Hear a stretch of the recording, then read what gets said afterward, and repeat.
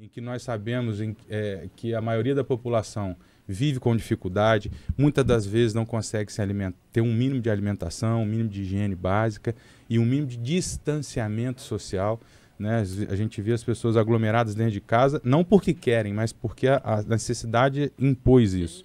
E porque os decretos também impõem isso. Exatamente, exatamente.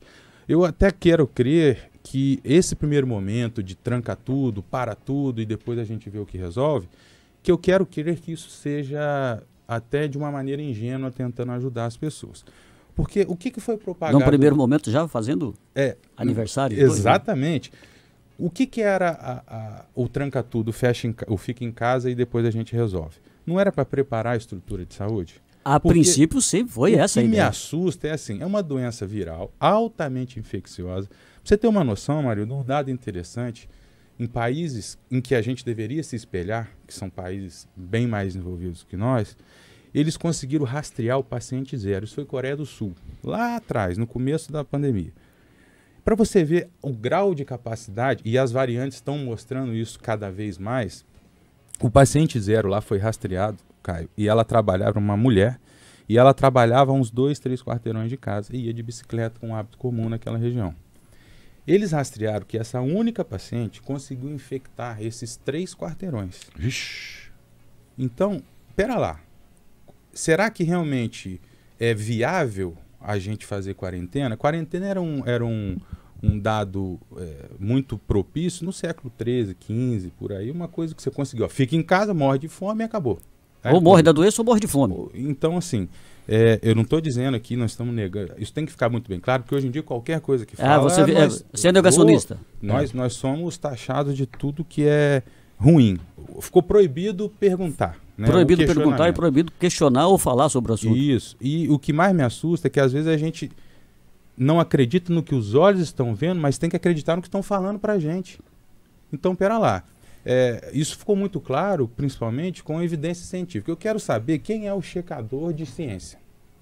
Porque evidência, elas são níveis. Então, eu posso ter, por exemplo, um consenso. Ó, tem 1000 pessoas que defendem uma tese. Se eu, simplesmente, humildemente, provar por A mais B que essa tese está errada, aquele consenso de 1000, 10.000, 1 milhão de pessoas está errado e vai cair também. E a ciência é a harmonização do confronto. É isso que a gente fica impressionado da forma como está sendo tratado isso. E o pior, por pessoas que, com todo respeito, não sabem o que estão fazendo. Não sabem a diferença de dipirona e dispareunia. Hã? Não sabem a diferença de dipirona e dispareunia. O que é isso? A dispareunia é quando a mulher tem dor durante o ato sexual, por exemplo, com uma infecção ou alguma restrição anatômica. Um exemplo, não sabe a diferença disso. Não sabe a diferença então, da dipirona com o paracetamol. Exatamente. Então, você não acha, doutor, facilitar a vida do Caio. Você não acha, doutor, por exemplo, não sei se o Douglas vai concordar comigo, mas até nesse exato momento já, que a gente já está, não acostumado, mas está convivendo com essa questão da pandemia, por exemplo. Hoje você abre as redes sociais, você abre os meios de informação eletrônico, o digital, né, a internet, e a própria física mesmo, o meio de comunicação físico, você ouve muito falar, o Brasil tem 596 mil pessoas que morreram. O quadro hoje é esse. E você não vê mais a Europa falar sobre isso, você não vê mais o Reino Unido, você não vê mais Estados Unidos, você não vê Coreia, você não vê China, você não vê Japão. A China parece que teve e Japão agora por causa mas só que não tem aquela coisa massificada, isso. Entendeu? Então parece assim, tipo, ao invés de conscientizar, lavar a mão. Isso, banho. Por exemplo, eu me lembro uma vez que eu entrevistei a tua esposa, olha que coisa interessante, Douglas, que o sabonete não é legal para as axilas, por exemplo. Na verdade, em áreas, vamos generalizar, em áreas onde tem cheiro. Olha só. Entendeu? Seria mais viável. Por exemplo, até isso a gente aprende no primórdio da universidade. Não, mas veja bem, tipo assim, ó, lave as mãos com sabão, coisa e tal e coisa, passe coisa e tal. E a medicina, e quando eu entrevistei a doutora Bárbara, conversando sobre essa questão de higiene, entendeu? Por exemplo, que aí já envolve o câncer de pele, o tal do sabonete, o tal do sabão.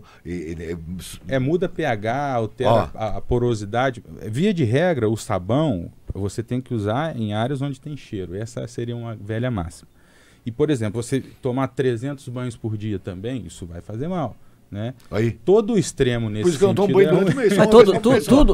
Tudo que é demais. Isso. Não, mas você não é médico, pô, cala a boca. Não, mas eu tô falando, isso é uma. Mas isso é lógica. Só que isso é lógico.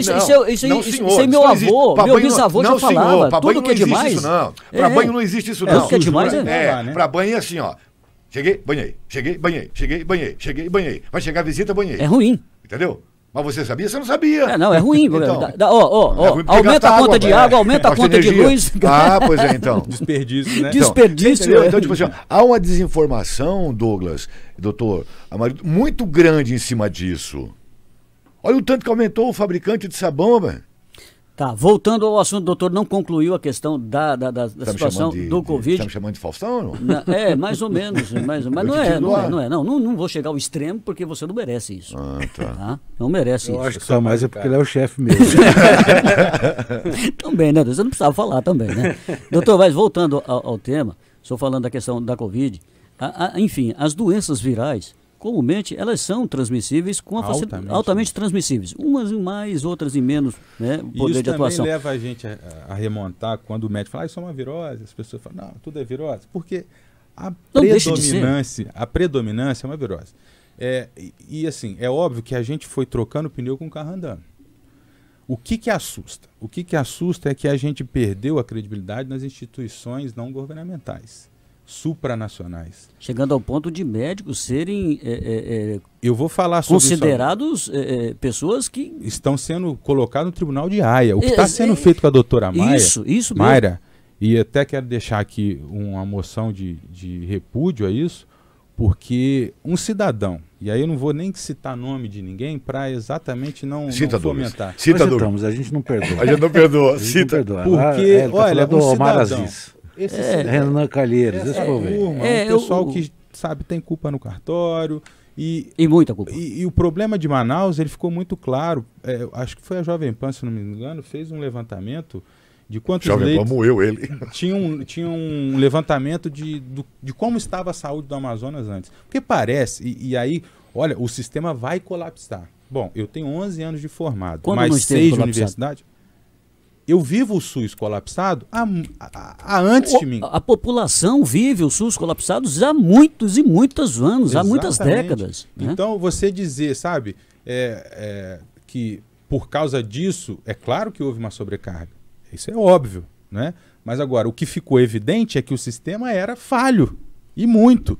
Porque quando o SUS, no Brasil, isso é interessante, as ideias aqui elas são medidas pela intenção, não pelo resultado.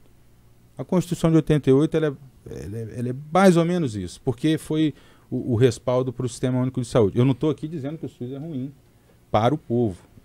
A estrutura, o que eu digo, a forma como ele é elaborado, é que, para mim, no meu ponto de vista, ele deixa a desejar. Basta você perguntar, faz uma pesquisa por aí. Na grande maioria também, como ele é gerido, né, doutor? O senhor viveu isso, o senhor fala com propriedade porque o senhor viveu dentro do sistema. E eu digo, quando em São Paulo a gente conversava, né, com os colegas, das situações que a gente vivia no interior do Mato Grosso, onde que é, doutor Carlos? Não, na divisa do Pará com o Amazonas, lá no dedinho do Mato Grosso. Uma cidade que é referência mundial em hanseníase. Sabe a lepra, aquela que tinha na época de Cristo? Hoje, exato. Essa região, ela é referência mundial, não para o lado positivo, mas para o lado negativo. Então, dengue, vamos falar, leishmania, coisas que nós que viemos do Sudeste, nós tivemos que pegar a literatura novamente, livro de medicina tropical, esse troço está abolido, está abandonado há muito tempo, a gente tem que retornar para poder ajudar a população. Então, quando você pega essa falta de gestão, essa falta de hierarquização, de pessoas que realmente têm capacidade técnica para gerir, porque, veja você, quem indica o secretário? Ou geralmente é um grupo de vereadores, ou tem algum acordo juntamente prévio. Com o prefeito, então, ou assim, algum compromisso que já ajustado anteriormente. Exatamente. E o que mais assusta às vezes, é que eu, por exemplo, chega assim o Caio, doutor Carlos, você quer ser secretário de obras? Fala, meu amigo, muito obrigado, eu não sei diferente de tijolo para pedra. Agora, as pessoas se sentem no direito, tudo bem que de médico pouco, todo mundo, de louco, todo mundo tem um pouco. Mas as pessoas têm uma capacidade de incorporar aquilo que o cara parece que ele já recebe diploma de médico, de advogado, de engenheiro, de físico, químico. Então, assim... só de receber ali o cargo. Por ter essa indicação. E aí, quem que sofre? É a população lá na ponta. Então, no meu entendimento, isso ficou muito evidente para a gente questionar e, de uma certa forma, pressionar esses nossos governantes a botar em andamento esse projeto de lei que está no Senado há muito tempo, salvo engano, da época do deputado Caiado. Que horas são, marido? Qual é o horário agora? Nós vamos para o intervalo, 9 horas exatamente. Aí a gente volta a falar sobre isso então.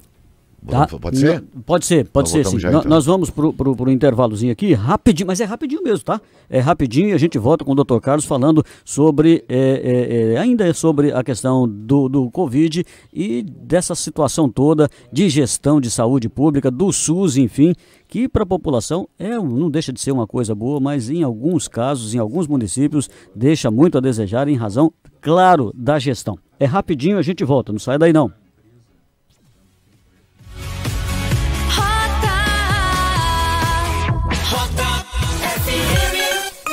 9-1. Rede News. Você vai saber agora. Trabalhar em home office é preferência entre universitários que procuram emprego. Olá, eu sou César Rosa e mais um Rede News.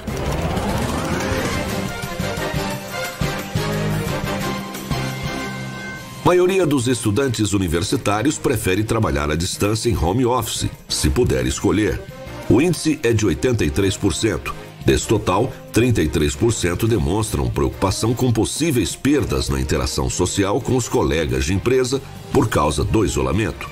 Entre as condições consideradas mais atrativas na escolha do emprego, as mais relatadas são as boas referências para o futuro na carreira e o treinamento profissional. A pesquisa ouviu 32 mil estudantes universitários. Rede News. De volta a qualquer momento. A rota é a mais conectada.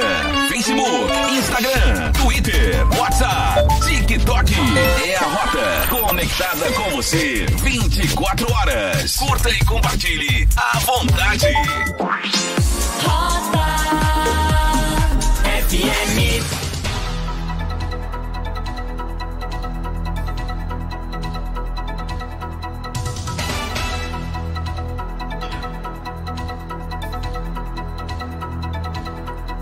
Nove e 2, estamos de volta do Atualidades. Douglas Aris, Fausto, não sou eu não, viu? Antes que você já comece a falar, então tá bom, vamos voltar aqui com o Dr. Carlos, que é o nosso convidado especial e é ele que tem toda a prerrogativa e a competência para falar sobre esse assunto. Doutor, voltando aí à questão da transmissibilidade, da questão das doenças virais, em especial agora a Covid-19. Essa preocupação existe, mas o que todo mundo se pergunta, doutor. Esse bicho todo, vamos assim falar, numa linguagem bem simplória mesmo? Olha, num primeiro momento, todo mundo acreditou da gripezinha, que não era. De fato, é uma doença que assusta porque é nova. E aí levantam-se outros questionamentos, de fato, da origem disso. Deixa eu só dar uma informação aqui, eu vou dar uma de Faustão agora. Teve um roubo de gado ali na região médio-norte do estado do Mato Grosso, São José do Rio Claro. Os caras invadiram a casinha, a polícia chegou, amarraram, troca de tiro, e a senhora foi atingida por um tiro e veio a óbito. Daqui a pouquinho a gente vai ter informação sobre isso. Tá em São José do Rio Claro, tu vê. Os caras entraram para roubar gado, mataram a mulher. Daqui a pouco a grande mídia vai dizer que a PM que atirou. A polícia que atirou. E o senhorzinho foi atingido também. Mas graças a Deus, o desgraçado vai conhecer o cão vermelho ainda hoje. Mas daqui a pouco nós vamos falar sobre isso. Tá bom. Voltando aí, doutor Carlos. E de fato é uma doença inesperada, porém o que assusta é exatamente isso, Amarildo, é a alta transmissibilidade e a capacidade de infectar. Porque se você pegar, nós hoje temos 10, 15, 20 milhões de casos, olha, o teste rápido é duvidoso, a gente não tem os testes PCR, os testes imunológicos para todo mundo, isso fica de fato complicado de mensurar. Pela prática, né, e aí você começa a observar o dia a dia, provavelmente esse número ele é no mínimo o dobro de pessoas infectadas. Infectadas e também circulando. a gente tem que separar uma coisa entre infecção e infestação.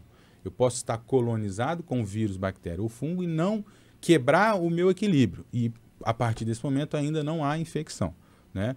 O que era a dúvida era se essas pessoas assintomáticas ou que estão impregnadas, se elas têm essa capacidade de transmitir a doença ou não. Enfim, como a maioria da população, né, via de regra, e aí por faixa etária isso fica muito mais evidente, o que a gente tem que ter como um ponto de equilíbrio aí é uma doença grave, sim, porque ela é nova, nós como estamos toda aprendendo. Doença, né? E aí eu quero abrir um parênteses aqui para a medicina brasileira. Quando nós dizemos doenças tropicais, ou doenças infecciosas, infectoparasitárias, o Brasil dá show. Não porque queria, mas porque a estrutura social e a estrutura do país fez com que isso acontecer. Aprendemos na marra, aprendeu né, na marra, aprendeu na lida. Exatamente isso. Prática. Então, os doutores no Brasil, eu quero aqui salientar o doutor Francisco Cardoso, o pessoal de Porto Feliz, o pessoal do Sistema Colapso, que foi de maneira voluntária lá para o estado do Amazonas, no Pará, né? Fizeram doutora Maíra, que tem sido perseguida. Não, isso nunca foi visto na humanidade. Então, essa questão da transmissibilidade e infectibilidade da doença é que você vai ter, de maneira geral, vamos generalizar, uma mortalidade relativamente baixa, comparado com o ebola, por exemplo. Você pega o ebola de manhã, à noite o cara tá morto. Já foi. Então, é uma doença arrastada em que, via de regra, pessoas sadias, adultos jovens, 8 em 10 talvez não vão ter nenhum sintoma, né? E esses 20% que apresentaram vão precisar de atendimento hospitalar ou atendimento médico. O que assusta é que uma coisa de isolar pessoas sadias. Isso é o inverso da lógica, né? Então, assim, ao invés de se fazerem bolsões e monitoramento epidemiológico, até das cepas, das variantes... Uma busca ativa, se for o caso. Também, né? Mas você, por exemplo, não, vamos fechar tudo, mas deixa o serviço público de ônibus, trem, metrô funcionando. Reduz a quantidade de ônibus, de trens e metrôs. Quer dizer, é uma coisa lógica. Superlota. Você restringe o horário de funcionamento. É o contrário, você tem que chegar para o cidadão e falar, olha, abre a hora que você quiser, 24 horas, à noite, de madrugada. Para quê? Você vai aumentar o espaço para você ter menos gente aglomerada. Né? Então, trocando em miúdos, falando propriamente dito, é uma doença perigosa, sim, mas que fica muito evidente em pessoas que estão com obesidade, com algumas comorbidades. Então, o que chama atenção, muitas das vezes, é as pessoas que estão doentes, porque a obesidade é uma doença, e acreditam tudo o que está acontecendo ao vírus. É claro que ele é responsável por desencadear uma série de fatores. Mas espera lá, no indivíduo sadio, qual a probabilidade? E aí um outro parênteses. Fala, Carlos, mas eu vi um menino de 15 anos que faleceu. Tá, a gente lamenta essa perda. Agora, quantos de 15 anos pegaram para que um viesse a óbito? Não estou querendo colocar as pessoas como número, mas aqui a gente precisa da estatística. Por quê? Se a gente ficar nessa... Eu posso ser atingido por um raio? E não estamos minimizando o problema de também, maneira né, nenhuma. Pelo contrário. Esclarecendo o que realmente deve... Exatamente, pelo contrário. Eu acho que, por exemplo, o Caio estava falando de mortes e tal. O que ajuda, por exemplo, você filmar cavando cova? Olha, estamos aqui, não está... Essa contagem mórbida, isso atrapalha muito, né, doutor? Qual é a ajuda que isso vai ter para a sociedade? Assustar? A epidemia que nós estamos tendo de doenças psíquicas, de violência doméstica. Então, eu acho que a gente, principalmente a imprensa, ela tem esse papel fundamental de orientar as pessoas, né? Eu sei que a manchete sensacionalista ela vende mais, mas, poxa, vamos nos colocar no lugar das pessoas que não têm essa informação e que seria de grande valia, não é? Por exemplo, hoje, se você me perguntar, Carlos, mas e o isolamento, ele de fato é efetivo? Isso está provado que não. Isolar, trancar as pessoas indiscriminadamente em casa não resolve. Distanciar, eu concordo. Distanciar, eu concordo. Qualquer doença viral, o distanciamento é uma sugestão máscara, médica, né? No primeiro momento a máscara não é, vai, não vai. Bom, quando você obriga as pessoas a usarem máscara, qualquer, um pano, em ambiente aberto, peraí, você está querendo controlar ou está querendo ajudar? De fato, a doença é transmissível pelo perdigoto. O que é o perdigoto? São essas gotinhas que ficam até 1,5 metro de você. Então, nessas circunstâncias, a máscara adequada, 3 faces, né, a máscara cirúrgica, ela tem um efeito importante no que diz respeito a essa transmissibilidade da doença. Doutor, por exemplo, eu estou na rua. Sim. Eu tenho a chance de pegar o vírus? Olha, Caio, pelas evidências que foram levantadas, você vai lembrar, no ferro é 3 dias, na madeira é 1 semana. Isso a gente achava difícil, mas não tínhamos dados ainda.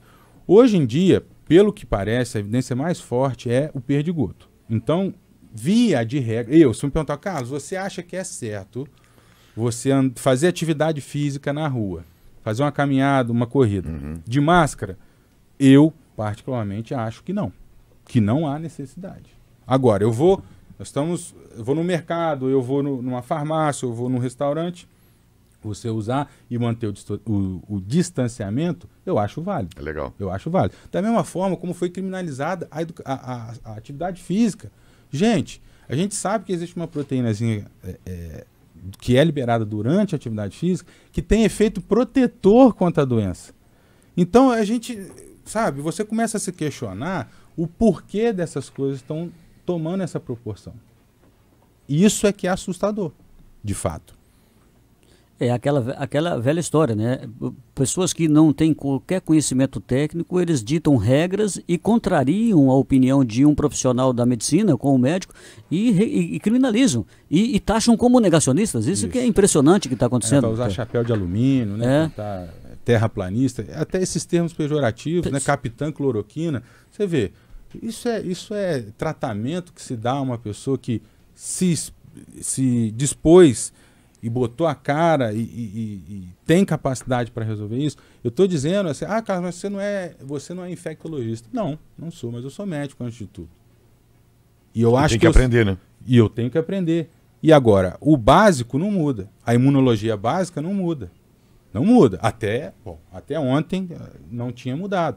Então, se eu posso levar um pouquinho de informação, um pouquinho de conhecimento que eu tenha mais do que o outro, e eu volto a dizer, eu não estou dizendo que eu sou o dono da verdade, pelo contrário. Doutor, o que é o pior? O coronavírus nessa questão de infectar ou o hepatite? Porque hepatite não tem isso também?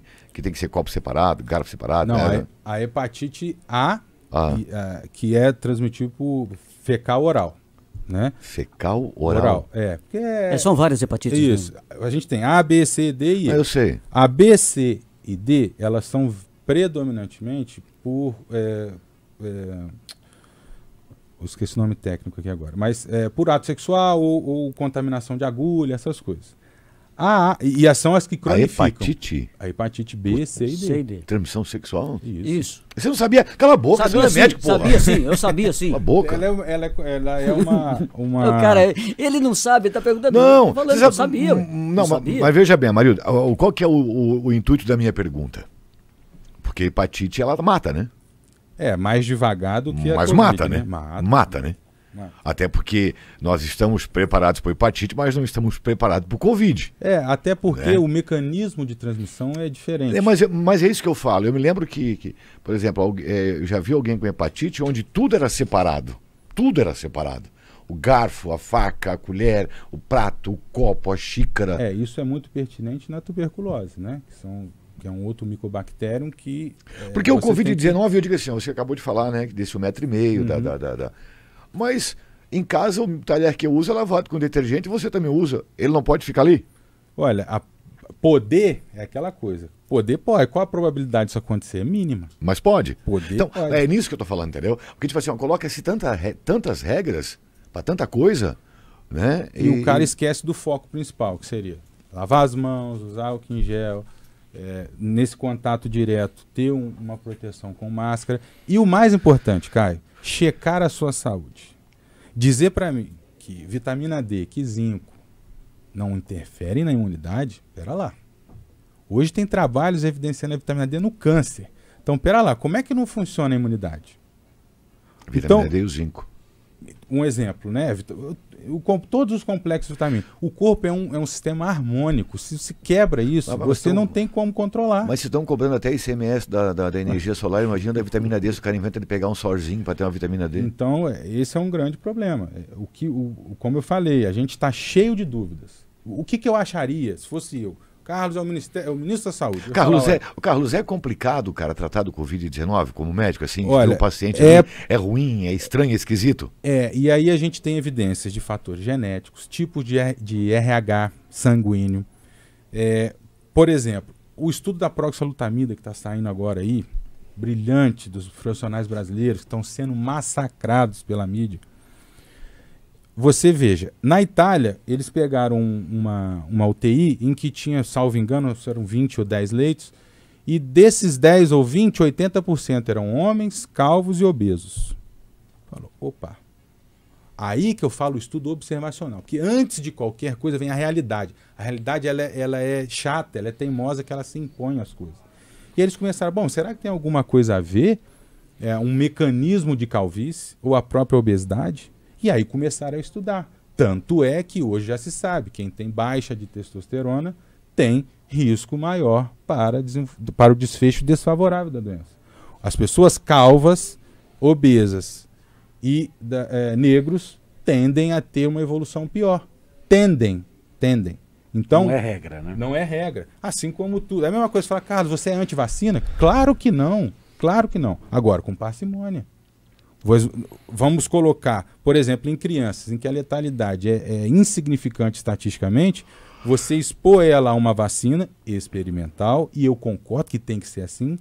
Carlos, mas em 1 ano desenvolver vacina demora 5, 10, tá. Mas o mundo também nunca teve tão convergente em compartilhar a informação. Ninguém está querendo patente, está todo mundo liberando o que tem de informação. Vambora. Então, eu concordo, isso tem que ser feito. As duas frentes. Vacina, tratamento, acolhimento, isso tudo tem que andar junto. Não é um, não é outro, né? Então a gente sabe que alguns pacientes tendem a evoluir pior. Mas se você me perguntar, no começo, lembra?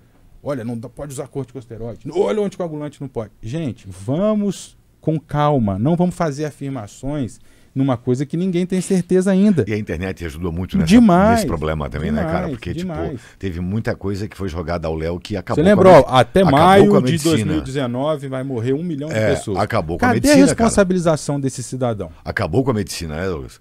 Tipo assim, porque o cara que ficou estudando 6, 7 anos, residência mais 3...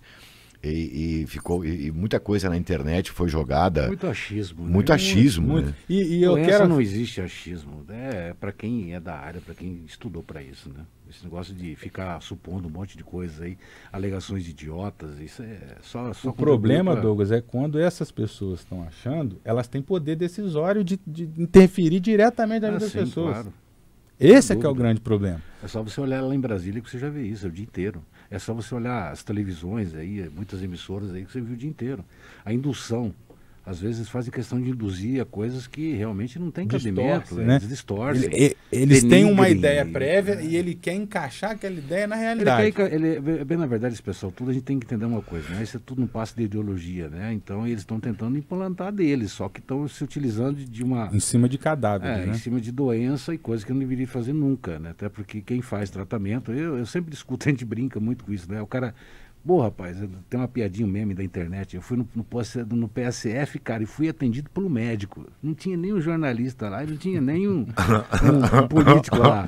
Porra, você viu, não é verdade, cara? Presidente do Conselho Federal de Medicina, a maior instituição das Américas, com quase 500 mil médicos, teve que se manifestar e falar, olha, nós estamos aqui, vamos ouvir a gente está cheio de dúvida. Mas eles falaram e o pessoal não escutou também, né? Não escuta, exatamente. Doutor, é seletivo, né? Carlos, você falou aqui em off, a gente estava conversando aqui, você acha que a medicina, tanto no Brasil, eu não sei, nunca fui em busca dessa informação lá fora, você citou aqui, por exemplo, Ministério Público, Judiciário. Esse é o ponto. Você acha que a medicina deveria ter esse patamar também? Mas é evidente, Caio, é evidente. Como é que você promete para um povo? Fala, eu vou te dar tudo que você precisa para a saúde. Mas quem é que está gerindo isso? Cadê o profissional? Era para ter um epidemiologista, sanitarista, especialista, progressão. Pô, tanta gente boa nesse Brasil, tanta gente excelente, Caio. E aí cai no que a gente sempre discute. Por que o médico não vai para o interior? Porque chega aqui, eu vou falar a verdade, eu já trabalhei em município, também não vou citar o nome, Sim. Que você trabalha 3, 4 meses sem assinar um documento comprovando que você está ali.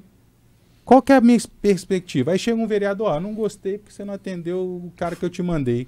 Aí vai no prefeito, vai no secretário de saúde. Manda embora. Já não paga o mês, empurra, persegue o cara larga tudo, vem pro interior. Cadê a capacidade que ele tem de ser... A segurança que ele tem de colocar o trabalho. Por que um juiz, um promotor, e volta aqui dizer, não estou querendo colocar ninguém contra ninguém, mas apenas mostrar à população isso. Por que o juiz, o promotor, o procurador, essa turma... Tem a cadeira cativa. Não, ele vai lá lá para São Félix do Xingu, vai lá no meio do mato. Por quê? Ele tem progressão, ele tem estabilidade, ele tem... Estabilidade não no sentido de fazer o que quiser, mas a responsabilidade funcionalmente.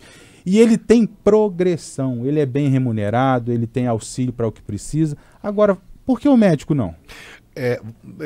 Aí a gente cai da seguinte maneira. Por exemplo, nós temos uma instituição no Brasil que é que cuida da saúde, como é que é? A que libera, por exemplo, que estava...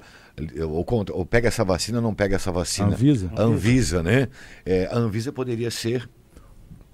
Uma ótima espelho, né? A Anvisa poderia ser colocada nesse patamar. A Anvisa somente são médicos, são profissionais, cientistas. Não, na verdade... E ela vai ter essa instituição, como tem o STF, como tem o STJ, como tem Mas isso dentro do próprio Ministério da Saúde poderia ser feito. Isso. Plano de carreira para médico, que já está parado. A corregedoria. Exatamente. Você entendeu? Porque, por exemplo, o promotor está ali, mas ele tem a corregedoria que fiscaliza ele também. Peso e contrapeso. Você tem que ter um sistema de freio também dessas coisas. Por quê, Caio? Aí a gente evitaria... O cara é de carreira, ele é suprapartidário. Isso é uma coisa de Estado, não é uma coisa de governo. Quem era para estar defendendo política e ter um comando nacional? É claro que as particularidades, nós não vamos comparar Alta Floresta com São Paulo, não tem como. Agora, a gente precisa ter um comando para saber gerir isso. Mas a dor é a mesma, né? Então, assim, o que está acontecendo de suprimir essas liberdades individuais, de escorraçar as pessoas na rua, agressão... Olha, não sei se vocês chegaram a ver, o cara teve que mentir, falar, não, eu não estou trabalhando, porque ele estava sendo preso, detido, enquanto estava em serviço, e com todo o protocolo, com máscara, com álcool em gel, distanciamento. Espera lá. Hoje eles escolhem até o horário que o vírus é transmitido. Isso, né? Isso eu acho que é gravíssimo. Exatamente. Aí o que acontece? Você perde a credibilidade com a população, porque ele vê assim, a mesma coisa lá no começo, fala, olha, fica em casa, tal, aquela coisa toda, aquela loucura. Óbvio, ninguém sabia. Vamos dar um tempo das coisas acalmarem, né? Até porque vírus tem ciclo. Isso ninguém fala. Via de regra, 12 a 16 semanas você tem um pico e um vale. Isso é normal, isso é biologia básica. E isso explica, doutor, as ondas. A sazonalidade dos picos. Hoje nós temos mais casos suspeitos do que na semana passada. Isso é natural. Isso. É natural das doenças virais. Exatamente. E nesse sentido, eu não tenho essa qualificação técnica para dizer se isso é constitucional, se não é, quais seriam... Do ponto de vista médico, doutor? Do ponto de vista médico, eu acho isso um absurdo. Você obrigar... Até porque hoje em dia, antigamente, o médico poderia impor o tratamento ao doente. Hoje nós somos parceiros. Eu te dou o pró, como tudo sempre foi. O pró e o contra. Fala, olha, pesando o risco-benefício, o risco é maior, não faz. O benefício é melhor, faz. Isso é simples. E o paciente decide. O paciente decide. Ele é dono da... Porque o que acontece? Então vamos obrigar a pegar os diabéticos que estão comendo na rua e tacar pau nele? Como é que nós vamos fazer com isso? O hipertenso está comendo, opa, prende ele, perde ele, tira a profissão dele, né, o concurso dele. Então, pera lá, eu acho que nós temos que ter parcimônia, não agir com o fígado. A gente tem que ter uma racionalidade, como eu falei no começo. Essa é uma pandemia da insensatez. A gente tem que ponderar essas coisas. E esse negócio, a vacina é boa, vacina no braço. Parcialmente. cada vacina vai ter uma particularidade. Eu não sou contra a vacina, volto a dizer aqui, eu acho que tem que vacinar sim aquela que o seu médico achar mais prudente para você. A gente sabe. Chegamos ao absurdo do inventor, eu esqueço o nome dele agora, um americano médico, que inventou a vacina RNA mensageiro. E ele lá atrás alertou, olha, eu inventei, estudei, pesquisei, e eu não tenho uma conclusão de como isso vai desenvolver em determinada faixa etária e em determinada escala. Porque a vacina, em meio à pandemia, há diversas controvérsias em que ela pode ser causa do problema e não da solução, como acelerar as variantes. Então, isso também é proibido perguntar? Nós só estamos perguntando. Eu quero que cada cidadão é dono de si. Ele tem que ter essa informação para definir. Então, quando você começa a coagir, a impor, a pessoa começa a ficar mais desconfiada. Ou não? O que era mais fácil? A gente mostrar, olha, gente, vamos fazer que seja diário, 24 horas por dia, mas vamos informar. Vamos informar, olha, a vacina ela é necessária, mas também o tratamento. Como não tem tratamento, doutor? Receber o paciente, eu me recuso a dar dipirona para um doente e mandar ele para casa. Né? Se não fosse a persistência, principalmente dos médicos brasileiros, em instituir a corticoide-terapia, elogiado internacionalmente, inclusive. Sabe? Então, assim, não estou dizendo que as pessoas acham que tratamento quer dizer cura. Da mesma forma que a vacina não cura e não previne, ela vai atenuar. As vacinas parece ter uma em desenvolvimento, que essa vai ser, de fato, quebrar o ciclo do vírus, que é aquela gotinha. Porque você vai induzir o IgA de mucosa, né? Israelenses? Tem israelenses. Não, essa é do HC de São Paulo. Tem uma brasileira aí. Eu acabei de fugir o nome dele. Ele foi presidente do Butantan na gestão passada. Um cara também formidável, muito sensato. Né? A gente tem que deixar as paixões políticas de lado e tentar falar com base no que a realidade impera. Eu acho que esse é o recado que a gente tem que deixar. Conversa com o seu médico, tem um médico para chamar de seu. Todos nós estamos aprendendo com isso. Ninguém é dono da verdade. E aquele que se arvorar em dizer que tem certeza disso, desconfie. E procure uma outra opinião. Eu acho que imposição nunca vai ser a solução. Principalmente numa doença que, na maioria dos casos, ela é indolente. As discussões não param, doutor, e infelizmente a população tem penado e tem sofrido. Tem aquela velha máxima que diz que o remédio às vezes fica pior do que a própria doença. Mas o problema disso aí tudo, Marilda, é o seguinte, então é um pouco de falta de conscientização no modo geral, né? Porque eu não tenho que seguir ordem de ninguém que não seja o pessoal da área, pô. Isso é fato, isso é o que tem que ser observado. As pessoas ficam ligando e olhando para... Não é só imposições, ficam olhando para... como que se fala que o pessoal está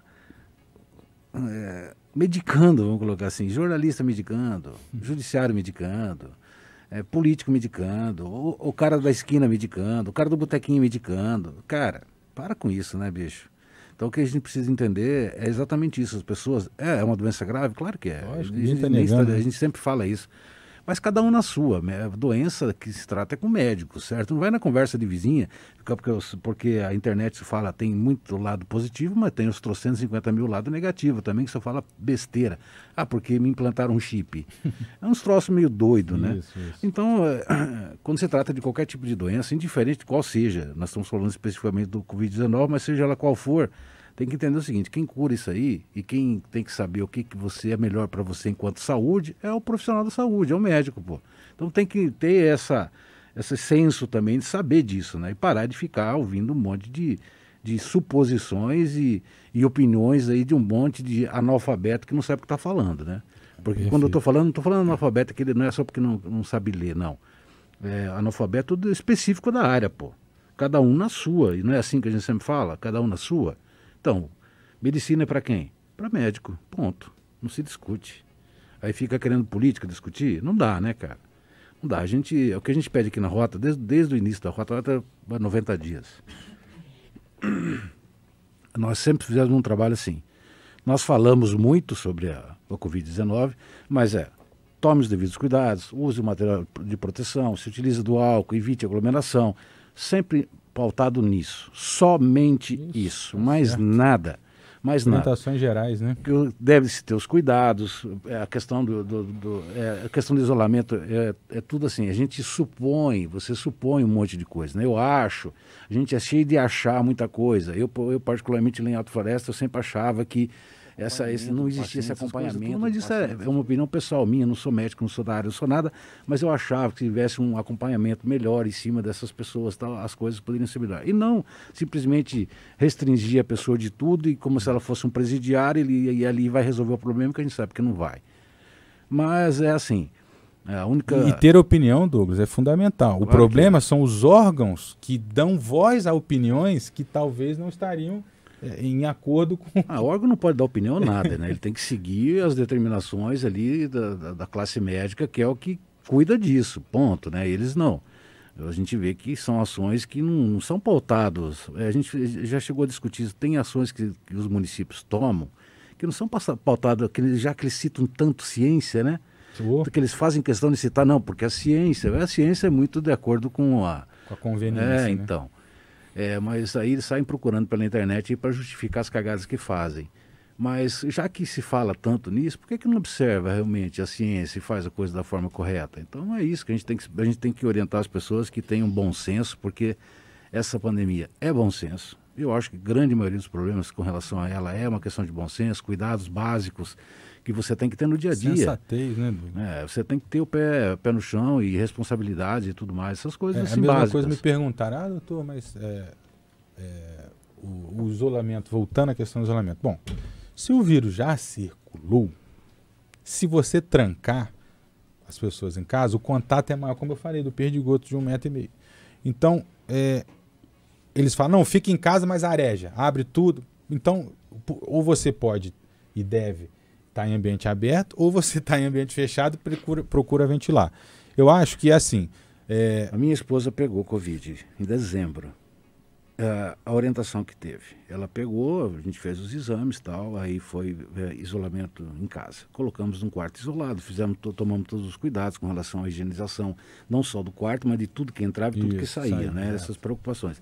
Mas a orientação que eu recebi, que a família recebeu, era que ela fosse isolada dentro de um quarto e que, morra aí, entendeu? Fica aí.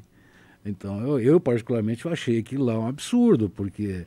Falei, peraí, você não pode pegar uma pessoa, jogar 14 dias dentro de um quarto, como se nada, eu cheguei a falar, mas se o vírus não te matar, o teu estresse vai te matar. De fato, em se tratando desse tipo de doença, você tem que ter essa restrição, é óbvio, senão você acaba contaminando os demais. Mas tudo bom senso, né?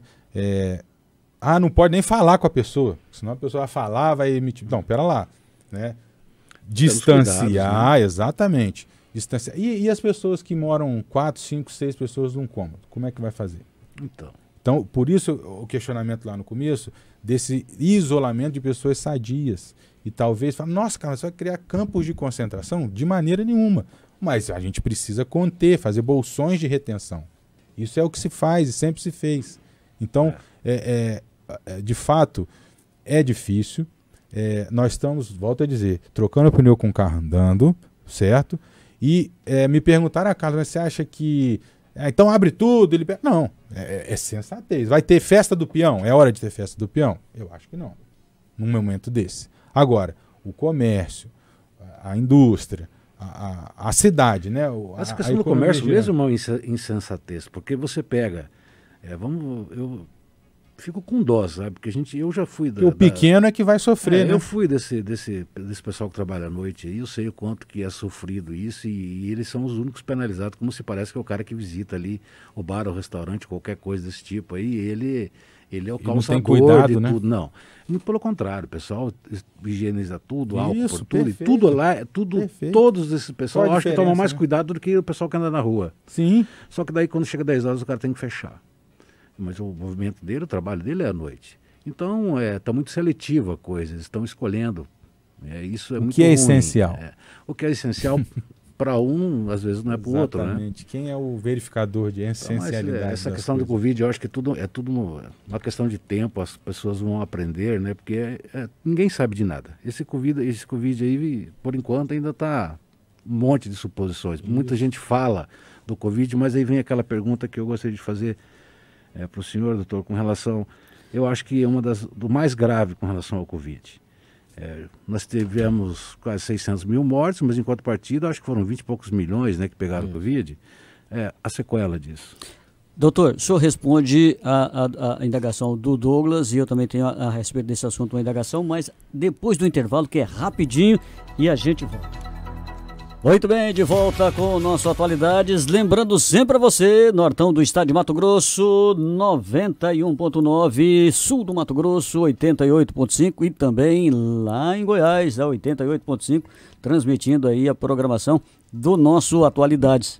Hoje conosco aqui, Dr. Carlos, médico, trazendo pra gente aí mais informações da maneira correta sobre esse grave problema que vive o nosso estado, as nossas cidades, o nosso país e todo o nosso planeta, doutor Carlos. O Douglas fez uma indagação aí, fique à vontade aí para a sua colocação. Pois é, Douglas. De fato, o que mais tem preocupado a gente é a síndrome pós-Covid. A gente tem percebido a sazonalidade disso e a variabilidade dos sintomas, que vão desde queda de cabelo até alteração da visão, alteração do comportamento, de equilíbrio, de sensibilidade. E o que mais assustou, por exemplo, nós tivemos um paciente lá em São Paulo, paciente atleta, triatleta, 42 anos, rígido.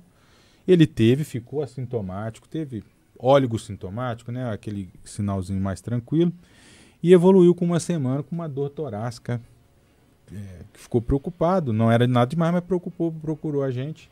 E na investigação nós descobrimos que houve uma necrose da gordura que envolve o coração, como se fosse um coxinho de mola, né, para conter impactos.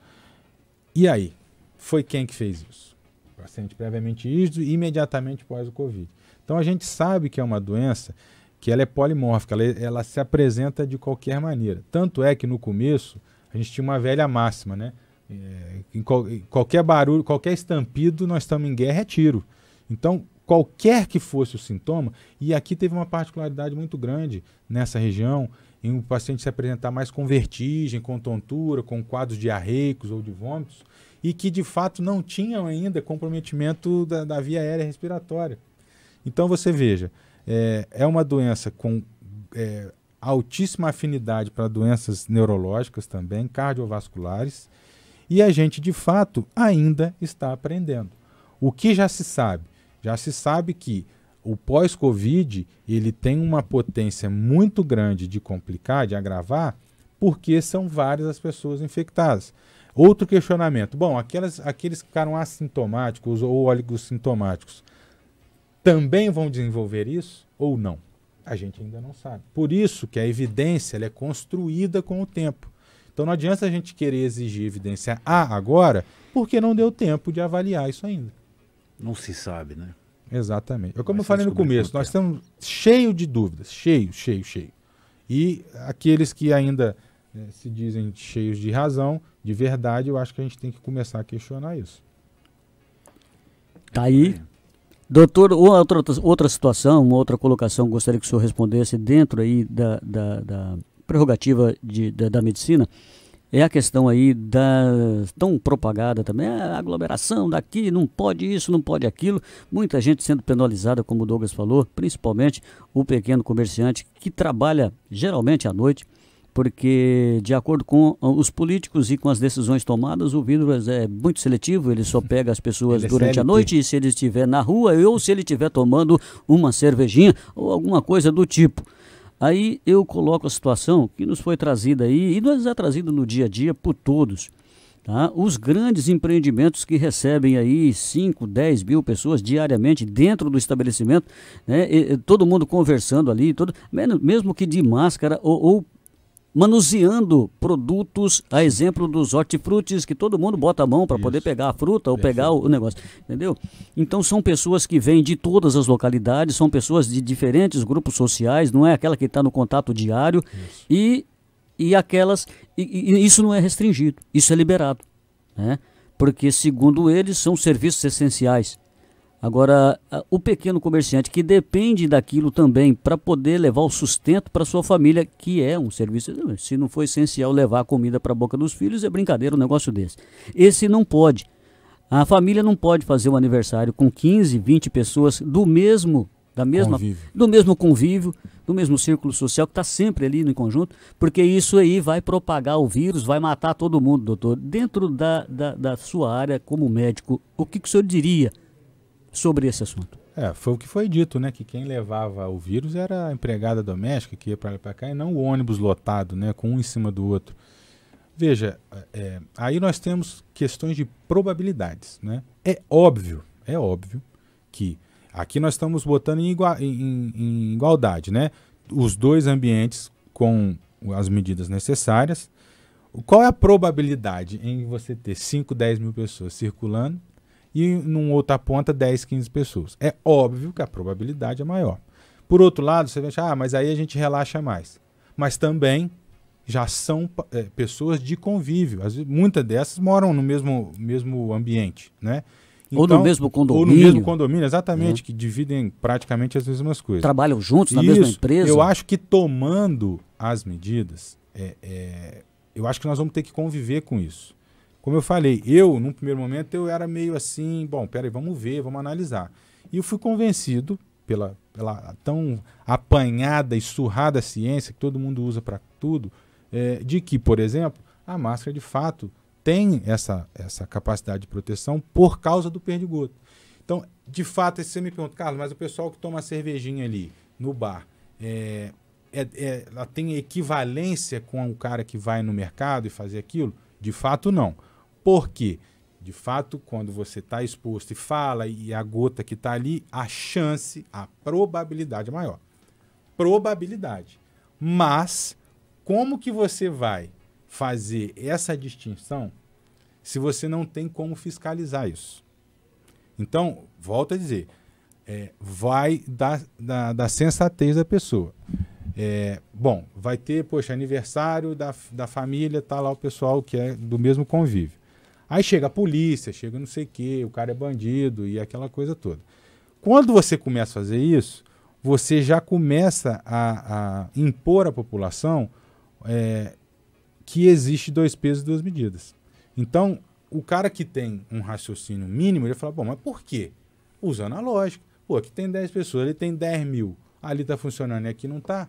O grande e o pequeno. O grande mercado, ele tem gordura para queimar. Ele consegue botar mais um funcionário para ficar borrifando ali, alguma coisa assim. O cara que é o pequeno e o médio, que é a grande maioria, ele também deixa o normalmente é a economia familiar. Inclusive. Exatamente. Então, assim, ter o álcool em gel, manter o distanciamento e o uso de máscara, isso é uma opinião minha, eu acho que é uma insensatez você proibir isso, né? Porque você começa a mostrar que existem 2 pesos e 2 medidas. E aí as pessoas começam a questionar. E aí você não pode questionar, você está taxado de criminoso. Então, eu peço mais uma vez a todos que tenham sensatez, tanto aqueles que estão na gestão, quanto a população em comum. Né? Se você tentar argumentar num momento como esse, você é preso. Exato. É um absurdo isso. Exatamente. O que é mais grave, eu te pergunto, Amarildo? O cara que eventualmente extrapola das regras de convívio, ou aquele cara que pegou o dinheiro e enfiou no bolso, que não equipou a UTI, que não equipou o posto de saúde, que não colocou tudo que poderia ter sido feito, ofertado ao DEM. Um caso clássico.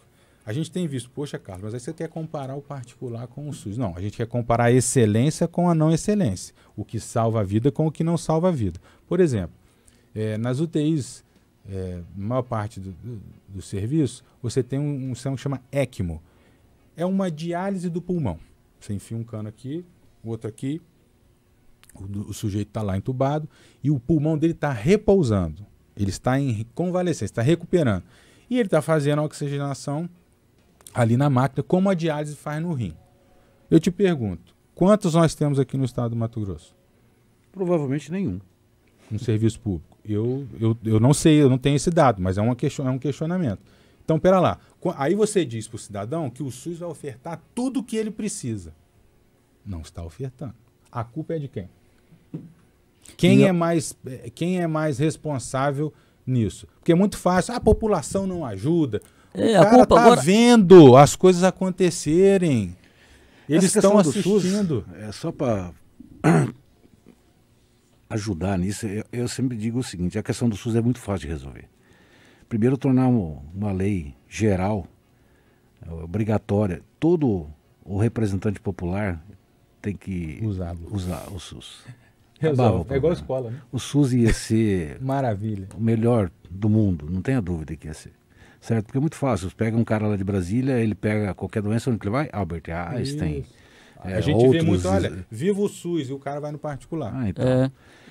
Mas para ele é assim, né? Para ele, para a família dele. Mas para os outros vai para o SUS. Não, o SUS é maravilhoso. Tá? Mas por que você não é atendido no SUS? Então, não, o SUS... Esses caras que ocupam essas funções aí deveriam estar todos... A educação no Brasil é maravilhosa. Beleza, quando teu filho tem que estudar lá. Acabou o problema. Você viu quantos investimentos... A lógica, né? É óbvio. Eles gastam 3, 4, Como que eu posso falar que a coisa é boa se eu não faço parte dela? Me explica. Faço o que eu digo, mas não... não dá, né? Eu acho que você tem razão sobre isso. Pois muito bem, nós estamos aqui no bate-papo aqui com o Dr. Carlos. Doutor, fica aí, claro, sempre, né?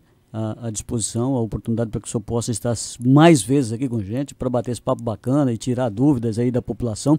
Para fechar esse assunto Covid, o que o senhor gostaria de colocar mais aí para promover esse esclarecimento sadio, realmente, do que realmente está acontecendo nesse nosso grande país? Exatamente. Bom, a verdade, eu não estava aqui, né, no município, eu passei esse ano sabático aí em São Paulo, me atualizando, procurando informações, aprendendo, né? Porque essa é uma área em que a gente nunca para de aprender, né? Você tem que estar sempre E eu não tenho compromisso com o erro, não tenho. Se de fato alguma coisa que eu falei hoje, amanhã sai a evidência de que estava errada, não tem problema nenhum em responder e dizer, olha, errei nessa parte, acertei aqui, porque eu não estou preocupado com o meu ego, eu quero lacrar, eu não quero falar contrário à grande maioria, né? Nadar contra a corrente. Não, pelo contrário. A gente está tentando levar o pouco do que eu sei, o pouco de conhecimento que eu tenho e o juramento que eu fiz, que isso é uma coisa que se perdeu. E, em linhas gerais, de fato, o distanciamento social, ele ajuda. Medidas básicas de higiene, álcool em gel, tomar banho, a vestimenta, evitar. Nós somos um povo acolhedor, nós somos um povo caliente, a gente gosta de tocar e o ser humano precisa dessa interface com o outro. Agora, mantendo as medidas, é óbvio que você não vai ficar agarrando todo mundo, mas, poxa, o calor humano, ele leva também um conforto. Eu acho que é sensato, poxa, eu tô resfriado, eu tive contato com alguém, eu estava num ambiente duvidoso, eu não vou sair, obviamente, espalhando essas coisas, né? Então isso passa desse bom senso. Manter essas medidas, eu acho extremamente válido. Vacina também, tratamento mais ainda. Então são ferramentas. Eu nunca vi, na minha história, não sou tão velho assim, tenho só 36 anos, mas eu tenho 11 anos de praia de formado, mais uns 6 aí de graduação, eu nunca vi a gente deixar o doente à míngua para depois a gente tomar alguma atitude. Nem que eu tenha que segurar a mão dele. Isso já é tratamento. Acolher. Aquela de, volta para casa e só volta para cá se você tiver sem condições de respirar. Exatamente. Já volta morto, né? Exatamente.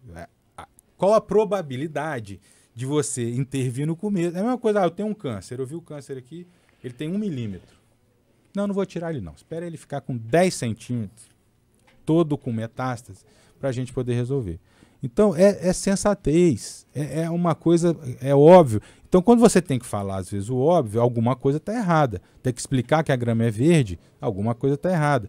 E volto a dizer, não estou dizendo que isso aqui, eu sou o dono da ciência, até porque eu não sou infectologista, mas eu sou médico, tenho minha graduação reconhecida, tenho meus hábitos de estudo, e atendo pessoas com a doença. Todos nós vamos ter que invariavelmente, buscar conhecimento novamente. Então, em linhas gerais, a vacinação, sim, tem que se vacinar. Procure o seu médico para ver. Eu via muitas pessoas falar, agora virou sommelier de vacina. Bom, se você usa esse raciocínio para vacina, que via de regra está ainda em desenvolvimento, por que você não defende a mesma coisa para tratar as pessoas? Então é por conveniência? Então aconteceu uma coisa muito triste na medicina, que foi a politização. Então se eu acho que tem que tratar, eu sou a favor de um, e se eu acho que eu tenho que tomar vacina, eu sou a favor de outro. E se eu acho que os dois, eu sou o quê? Eu não sou murista, né? A gente tem que tomar posição dentro das convicções e, obviamente, dentro do que a realidade impõe a gente, do que os estudos mostram. Agora, vacinação, tratamento, distanciamento e medidas básicas de higiene. Eu acho que tentar manter o convívio harmônico entre as pessoas, porque o que está acontecendo nós estamos criando polícias comunitárias. O cidadão, às vezes, da mesma família... como você falou, tá lá, tem um aniversário, alguma coisa, a pessoa liga como se aquilo fosse um crime contra a humanidade, de fato, que tá matando, exterminando todo mundo. E o cara que desviou dinheiro, que não fez o que tinha que fazer, ele é o certo. É o presidente da CPI. As pessoas estão vendo isso. Então, quando você tira até o direito da pessoa de questionar, nós vamos ter problema. Nós vamos ter problema em querer impor passaporte de vacinação. Nós temos que convencer as pessoas e não impor isso a qualquer custo. É claro que, como o Douglas falou, a internet ela tem o lado bom e o lado ruim. Tem muita informação desencontrada do vizinho, do tio, do amigo. Lógico que tem. Mas quem que vai ser o censor disso? Então nós vamos ter que voltar a uma época de filtrar. Quem vai filtrar? Quem sabe o que é melhor para mim do que se não eu mesmo, se eu não tenho informação? As escolhas são suas, né? Exatamente. Agora, existe um direito coletivo, um direito individual, aí nós vamos entrar numa outra seara, um outro ramo mais espinhoso. Mas querer obrigar as pessoas, direta ou indiretamente, não é o caminho que eu acho que seria o mais adequado. Então, vamos vacinar. E o mais importante, ter o cuidado com a síndrome do pós-Covid. Procura um médico, você que teve, mesmo oligosintoma ou poucos sintomas, porque os eventos adversos eles têm acontecido e porque o que ficou evidente, bom, a obesidade mata mais, algumas doenças matam mais, hipertensão, diabetes, né? E o cara agora vai querer tirar o tempo de atraso. Então ele melhorou, não, agora eu vou emagrecer, agora eu vou fazer atividade física, e aí é que mora o perigo. Então procura um profissional médico de sua confiança para você fazer uma avaliação mínima desse retorno à atividade física, né? Procure também, caso você tenha sofrido, como todos nós temos, da saúde mental, isso também é importante, é um equilíbrio entre corpo, mente e espírito, né? E, de fato, manter essas medidas de distanciamento, vacinação e tratamento. E qualquer dúvida, procure o profissional. Tá certo, então, doutor, quero agradecer aqui a sua participação. E nunca é demais colocar, né? Independente de ser Covid ou qualquer outra doença, a higiene pessoal e o distanciamento é sempre uma recomendação do profissional da medicina, do médico, do seu médico.